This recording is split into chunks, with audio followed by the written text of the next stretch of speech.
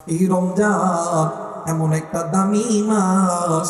এই রমজানটাকে আল্লাহ তাআলা তিনটি ভাগে বিভক্ত করেছে। বন্ধুরে, এক নাম্বার হইল রহমত, মাগফিরাত, নাজাত। এই তিনটি ভাগে বিভক্ত করেছে। কারণ কি রহমতের দ্বারা, মাগফিরাতের দ্বারা, নাজাতের দ্বারা আল্লাহ তাআলা বান্দাকে মোচন করিয়া নেয়। কিন্তু বন্ধু, এই মাসের ভিতরে সুন্দর একটা রাত আছে, একটা রাত্রি আছে, যেই রাত্রি হইল ইন্না আনজালনাহু ফি লাইলাতিল কদর। যেই একটা রাত হাজার রাতের চাইতেও দামি। এই একটি রাত, যেই রাতটা হইল কোরআন নাজিলের রাত, যেই রাতটা হইল মানুষের তকদিরকে বাঁচানোর রাত। এই একটা রাত্রি বান্দা 30 দিন রোজা রাখবে। বান্দা 30টা দিন 3টা ভাগের মধ্যে বিভক্ত হইয়া বান্দা রহমত পার করবে, বান্দা মাগফিরাত পার করবে, বান্দা নাজাত পার করবে। বান্দা লাইলাতুল কদরে যখন ঢুকবে, বান্দা ওই একদিনের এক রাতের ডিউটির কারণে আল্লাহ তাআলা হাজার রাতের সওয়াব আল্লাহ তাআলা আমল নামায় দান কইরা দিবে। আওয়াজ করে বলে না আল্লাহু আকবার। মুসলমান ভাইরা আমার, বন্ধুগণ, অন্যান্য মাসে যদি আপনি আল্লাহ নামের জিকির একবার করেন, বাইরে যদি আপনারে 10টা নেকি দেয়, রমজান মাসে যদি আল্লাহ নামের জিকির একবার করেন নেকি দিবে 70টা। রমজান মাসে যদি আপনি ফরজ নামাজ আদায় করেন, যদি আপনি 5 ওয়াক্ত ফরজ নামাজ আদায় করেন, আপনি 1 ওয়াক্ত ফরজ নামাজ যদি আদায় করেন, আমার আল্লাহ 70 ওয়াক্ত ফরজ নামাজ আদায় করার সব আল্লাহ তাআলা আমল নামায় দিয়া দিবে। আর রমজান মাসে যদি কোনো বান্দা সুন্নত নফল নামাজ আদায় করে, আল্লাহ তাআলা ফরজের সম পরিমাণ সওয়াব আল্লাহ দিয়া দিবে। এর একটাই মাত্র কারণ হইল, এই বরকতটা হইল পবিত্র রমজান মাসের কারণে। কারণ এই রমজান মাস হইল বান্দার জন্য গুনাহ মাফের মাস। এই রমজান মাস হইল বান্দার উপরে রহমত নাজিল করার মাস। এই রমজান মাস হইল বান্দার জন্য জান্নাতে যাওয়ার মাস। এই রমজান মাস হইল কোরআন নাজিলের মাস। এই কোরআন মানে এই বাদানে আমার রমজান মাস হইল বান্দা আল্লাহর সঙ্গে পীড়িত করার মাস। জোরে বলে না আল্লাহু আকবার। মুসলমান ভাইরা আমার, বন্ধুগণ, রমজান মাসে বান্দা কোরআন পড়বে, রমজান মাসে বান্দা আল্লাহর নামের জিকির করবে। রমজান মাসে যেই বান্দা বান্দি কোরআন তেলাওয়াত করবে, অন্যান্য মাসে বান্দা বান্দি কোরআন তেলাওয়াত করলে প্রত্যেকটি অক্ষরে একটি করে নেকি পাওয়া যায়। কিন্তু রমজান মাসে একটা কোরআনুল কারীমের তেলাওয়াত করলে প্রত্যেকটা হরফে 70টা করে নেকি আল্লাহ দান করে দেয়। জোরে বলে না আল্লাহু আকবার। এত দাম এই মাসে, এত দাম, সর্বোচ্চ দাম এই মাসে। 365 দিনের ভিতরে সবচেয়ে দামি মাস এই এক মাস। এত দামি মাস যে মাসের প্রত্যেকটা সেকেন্ডের দাম কোটি কোটি কোটি টাকা দিয়ে কিনতে পারবে। যেই মাসের একটা রোজার দাম সারা বছর আপনি আমল দিয়ে ওই রোজা আনতে পারবেন। যেই মাসে একটা খাবারের মূল্য আপনি সারা বছর খাবারের মূল্য এক জায়গায় করলে পারবেন। আজকে মুসলমান এই রমজানের রোজা থেকে বিরত থাকি, কারণ অনেকে হুজুর কাজ করি পারি না, হুজুর অসুস্থ। যত বড় বড় ডাক্তারের কাছে যাবেন, দেখবেন ভাই কি সমস্যা, কয় ভাই আপনি দিনে একবার খাবেন। কয়বার খাবেন? কথা কয়বার? একবার খাবেন। যত বড় বড় ডাক্তারের কাছে যাবেন, আমাদের ঢাকাতে একজন বড় ডাক্তার আছে, মুসলিম ডাক্তার, ওর কাছে যেই রুগী যায় খালি কই রোজা রোজা রোজা। কারণ ডাক্তাররাও জানে যে রোজার দ্বারা ক্যান্সার ভালো হয়, রোজার দ্বারা ডায়াবেটিস ভালো হয়, রোজার দ্বারা বান্দার কঠিন থেকে কঠিন রোগ মুক্তি হয়, তারাও জানে। ইহুদি ডাক্তাররা কয় ভাই সকাল দুপুর খাবেন না, খালি সন্ধ্যায় খাবেন। আর আমাদের মুসলমান ডাক্তার কয় ভাই সকাল থেকে সন্ধ্যা পর্যন্ত খাবেন না, একটা রোজা রাখেন। কারণ রোজার দ্বারা বান্দার রোগগুলোকে মুক্ত করে দেয় তিনি কে? জোরে বলেন তিনি কে? আল্লাহ। রোজার দ্বারা বান্দার কঠিন থেকে কঠিন রকম মুক্তি হয়। এমনও লোক আছে দেখবেন রমজান মাসের রোজার দ্বারা, এই লোকগুলা দেখবেন অনেক সময় দেখবেন দুর্বল হয়ে পড়ছে, কিন্তু রমজান মাসের রোজা আছে, কিন্তু আল্লাহ দুর্বল বানায় নাই, আল্লাহ সবল বানায় দিছে। সুবহানাল্লাহ কর।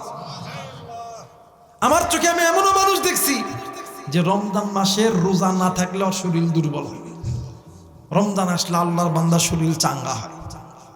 এই কারণ হইল আল্লাহ তাআলা তার উপরে রহমত, নাজাত, মাগফিরাত দিয়া ওই বান্দাটাকে তরতাজা বানাইছেন, বানায় দিছেন। সুবহানাল্লাহ বলেন। কিন্তু আজ মুসলমান এই তাকওয়া নামক সম্পদটাকে হারায় ফেলতেছে। আমি আমার জীবনে একজন রিকশাওয়ালাকে দেখছি ভাই, আল্লাহর বান্দা, গরিব মানুষ, রোজা, পেট, এই পেটটা পিঠের সঙ্গে ঠেকা যাবে, এরপরে রোজা থাকে।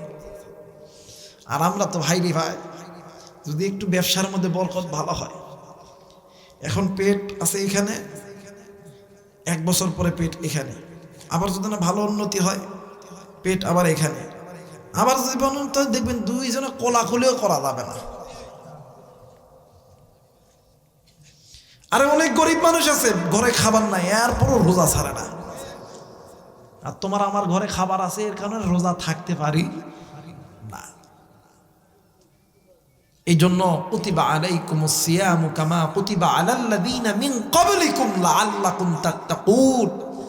আল্লাহ বলেন, তোমরা যেই বান্দা বান্দি রমজান মাসের রোজার মধ্যে ঢুকবা, রমজান মাসের রোজাটা রাখবা, আমি আল্লাহ বলে দিলাম, আমি আল্লাহ যেই সম্পদ নবীদেরকে দিছি, যেই সম্পদ আমি আল্লাহ পয়গম্বরদেরকে দিছি, লাআল্লাকুম তাত্তাকুন, এই তাকওয়ার সম্পদ আমি আল্লাহ এই বান্দা এবং বান্দির মধ্যে ঢুকায় দেব। সুবহানাল্লাহ।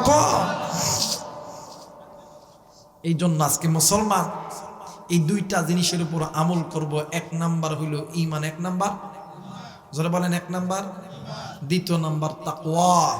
এই 2টি জিনিসের গুণ অর্জন করলে ওয়ালা বান্দা বান্দি উলাইকা হুমুল খায়রুল বারিয়া, আল্লাহর কাছে ভদ্র। কারণ এই 2 গুণওয়ালা ব্যক্তি জান্নাতি। এই 2 গুণওয়ালা ব্যক্তি, কথা কেন, এই 2 গুণওয়ালা ব্যক্তি জান্নাতি। এই 2 গুণের মধ্যে অনেক সময় প্রত্যেকটা মানুষের মধ্যে ভেদাল থাকে। অনেকে আছে কালেমা পড়ছে, কিন্তু আপনি এমন একটা দল করেন যে দলের নেতা আপনার নবীকে গালি দেয়, কিন্তু দল করার কারণে নেতার বিরুদ্ধে যাইতে পারেন না। আছে না বাজার? আছে না ভাইরে? এমন লোক আছে, এমন লোক আছে। এই জন্য এই মুনাফিকিটা ছাড়তে হবে, কারণ আপনার আমার জীবন মরণ সব কিছু কার হাতে?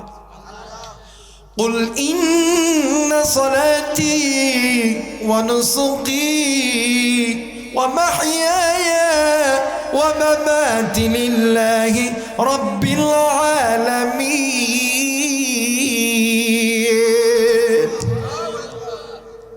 আমার জীবন, আমার মরণ, আমার নামাজ, আমার রোজা, আমার হজ, আমার যাকাত, আমার কুরবানি, সব কিছু এক আল্লাহর জন্য। কথা কেন কেন? দুনিয়ার কোন মানুষকে খুশি করার জন্য যে যে ইবাদত করবে, আল্লাহ তাআলা তারে তত বড় লাঞ্ছিত বানায়। আমাদের সমাজে কিছু কিছু মানুষ আছে, হায় হায় রে, মানুষ এটা এখন দেখা যায় প্রত্যেকটা মসজিদে, যারা কোনোদিন নামাজত দেখেননি ও নামাজত যায়,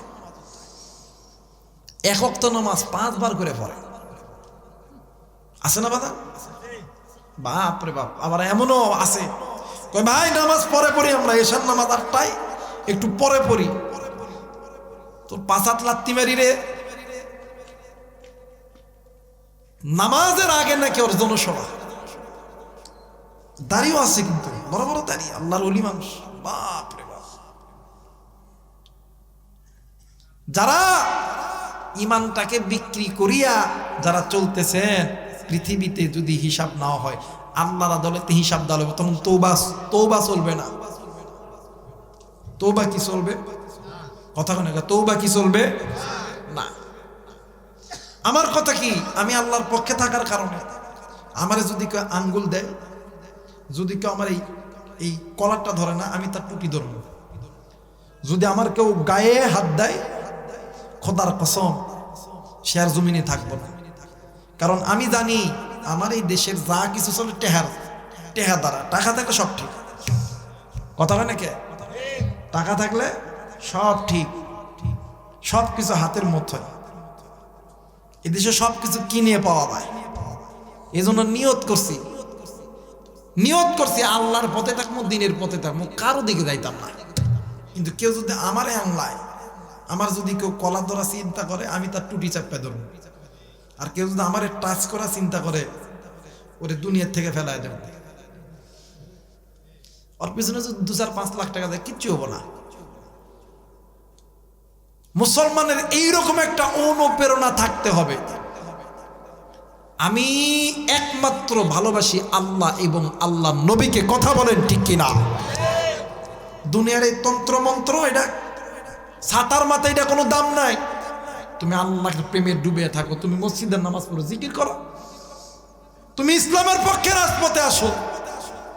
তুমি ক্ষমতার যাওয়ার জন্য তুমি রাজপথে আসতেছো, এটা মুসলমানদের তামান্না হতে পারে?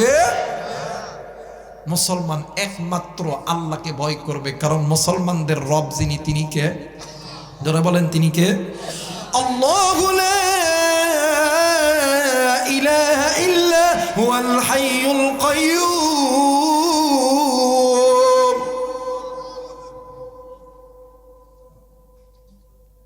আমার আল্লাহ তিনি হুয়াল হাইয়ুল কাইয়্যুম। এই পৃথিবীতে তার চাইতে বড় কেউ আছে? কথা কয় না রে? আসেনি? যে আল্লাহ তোমারে আমারে বানাইছে, এই পৃথিবীর কোন নেতা পারবো নি এরকম এটা বানাইতে। কথা কয় না কে? পয়গম্বর ইব্রাহিম আলাইহিস সালাম, আমার বেটা যখন ছোট ছিল, যখন বুদ্ধি হইতেছিল, উনি সূর্যের দিকে তাকায় থাকে, দেখে মনে হয় সূর্যটাই এই পৃথিবীটারে তৈরি করছে। যখন সন্ধ্যার দিকে সূর্যটা ডুবে যায়, তখন ইব্রাহিম আলাইহিস সালাম মনে মনে চিন্তা করে, আল্লাহ এই যে নিজেই মরে গেল, এত বড় পৃথিবী তো যে তৈরি করছে, সে আবার মরে কেমনে? এরও কেউ বানানেওয়ালা আছে, এরও কি কেউ বানানেওয়ালা আছে। যখন সূর্য যখন ওঠে, ইব্রাহিম মনে করছে, আল্লাহ মনে হয় সূর্যটাই পৃথিবী তৈরি করছে, কারণ এটার আলোতে পুরো পৃথিবী আলোকিত হয়ে গেছে। যখন সন্ধ্যার দিকে যখন ডুবে গেছে গা, ডাক দেখো এই তো নিজেরই অস্তিত্ব নাই, এ তো নিজেরই অস্তিত্ব নাই, এ আবার পুরো পৃথিবী বানায় কেমনে করে? এটা আমার বিশ্বাস হলো না। কয় হ্যাঁ। তো ইব্রাহিম আলাইহিস সালাম একদিন সমস্ত মূর্তির হাত পা ভাঙ্গে ঠিকই দিয়েছে এক জায়গায়। আচ্ছা গায়ে মূর্তির হাত পা কে ভাঙছে, গল্লা কে ভাঙছে? কাইটটা বড়টার গল্লার ভিতরে কুড়ালটা লাগাই দিছে। কয় কে আব্বা দেখেন নাই? বড়টা মনে হয় করছে। ওই বড়টা করছে। কি ওই বড়টা কি ওটা কাটতে পারে নাকি? তুমি তো কইলা যে পৃথিবী বানাইছে, তো ছোটগুলোকে ছাঁটাই করতে পারে না। আব্বা এটা তো আপনি বানাইলে হয়, আপনি ফেলাই দিলে মটমট করে ভাঙ্গা যায়, আর এটা পৃথিবী বানাবে কেমনি করে? আনা আব্বা না, এই পৃথিবীকে বানানোওয়ালা একজন ব্যক্তি আছে যার কোনো মৃত্যু নাই, তিনি চির অমর। ওয়া ইলাহুকুম ওয়াহিদ লা ইলাহা ইল্লা হুয়ার রহমানুর রহিম। নারায়ে তাকবীর।